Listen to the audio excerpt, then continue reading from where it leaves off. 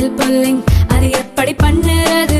காலையில் எழுந்ததும் எதுவும் சாப்பிடாமல் இதயம் வளத்தை வாயில ஊத்தி நல்லா கொப்பளிக்கணும், அப்புறம் அதை துப்பிடணும். இதுதான் ஆயில் புல்லிங்.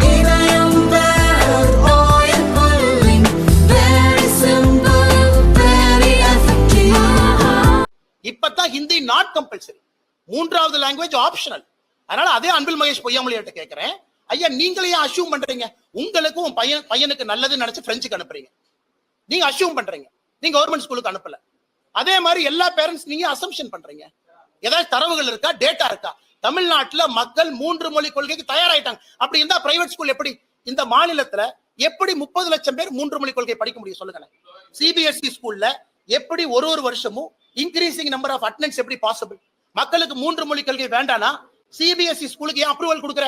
ஒரு நிமிஷம், திமுக கேட்கிறேன், நீ தமிழ்நாட்டுல மும்மொழி கொள்கை விட மாட்டேனா சிபிஎஸ்இ ஸ்கூலுக்கு அப்ரூவல் கொடுக்குற? வேண்டான்னு சொல்லு.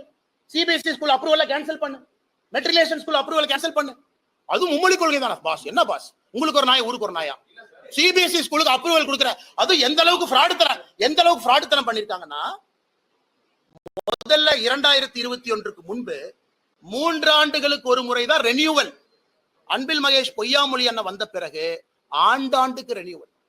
360 குளோபல் ஒரு கம்பெனி இருக்கு, தமிழ்நாடு அரசனுடைய பள்ளி கல்வித்துறை டெண்டர்ல யார் எடுக்கிறாங்கன்னு பாருங்க. 360 குளோபல் டி நகர்ல இருக்கு. இதை பத்தி அடுத்து டீட்டெயிலா பேசுறோம். ஏன்னா டெண்டர் ஊழலை பத்தி தனியா பேசணும், ஒன்னொன்னா வரணும் இல்லனே, ஒரே நேரத்துல மொத்தமா பேசினது வண்டி தாங்காது. ஒரே நிமிஷம், அதனால நல்லா புரிஞ்சுக்கங்கன்னு, இன்னைக்கு சிபிஎஸ்இ ஸ்கூல் தமிழ்நாட்டிலே பெருகி கொண்டிருக்கிறது. அவர் இல்லைன்னு தரவு சொல்லட்டும், நான் அதிகம் சொல்றேன், மக்கள் சேர்றாங்கன்னு சொல்றேன். அதனாலதான் தனியார் பள்ளி 56 லட்சம். பிடிஆர் அரசு சும்மா இருக்க மாட்டார், அவர் 68 லட்சங்கிறார் திமுக இருந்துகிட்டு, நான் பிஜேபி இருந்துட்டு 56 லட்சங்கிறேன். அதனால மக்கள் எதற்காக அந்த பக்கம் போறாங்க? அப்படி தமிழ்நாட்டுல இருமொழி கொள்கை வேண்டான்னு சொன்னா, நான் கேவிக்கு பர்மிஷன் கொடுக்கல, அது மாதிரி நான் சிபிஎஸ்இக்கு பர்மிஷன் கொடுக்கலன்னு சொல்லு.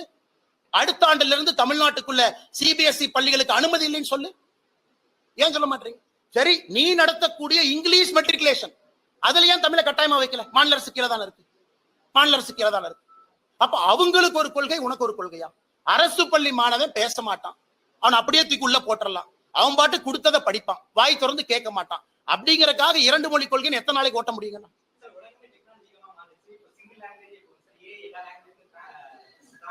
சரிண்ணே அண்ணா, எனக்கு 2 கிளாஸ் டீ பேக் அண்ணா, ஏல மாடி அண்ணா, மாடி அண்ணா, அண்ணா 2 கிளாஸ் டீ பேக் அண்ணா, ಅಣ್ಣ 2 ಗ್ಲಾಸ್ ಟೀ ಬೇಕು, ಮಾಡಿ ಅಣ್ಣ 2 ಗ್ಲಾಸ್ ಟೀ ಬೇಕು, ಒಂದು ಬಜ್ಜಿ ಬೇಕು, ಒಂದು ಮೊಸರನ್ನ ಬೇಕು ಮಾಡಿ ಅಣ್ಣ. मेरे को 2 ग्लास टी चाहिए, थोड़ा सा कम शुगर चाहिए ಮಾಡಿ ಅಣ್ಣ.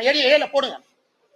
சாப்பிடணும்னே, பார்டர் தான்னா சாப்பிடணும் தலைவா, போர்டை படிக்கணும் தலைவா, போர்டை படிச்சு பஸ் ஏறு அண்ணா. மேல போடுங்கன்னு சொல்றேன், நாங்க சேலஞ்ச் போடுங்க, ரியல் டைம் போடுங்க.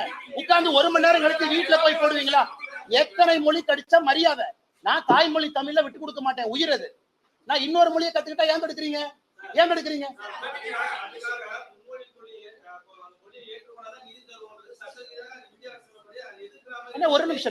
ஒரு நிமிஷம். இப்ப ஃபர்ஸ்ட் பாயிண்ட தெளிவுபடுத்திட்டோம். மும்மொழி கொள்கைனா ஹிந்தி திருப்பிலையும் ஒத்துக்கிறீங்களா? ஒரு பாயிண்ட் போகும். அப்ப கேள்வி கேளுங்க. அப்ப இந்த பாயிண்ட பேசுவோம், இதை பேசிட்டு அடுத்து போவோம்.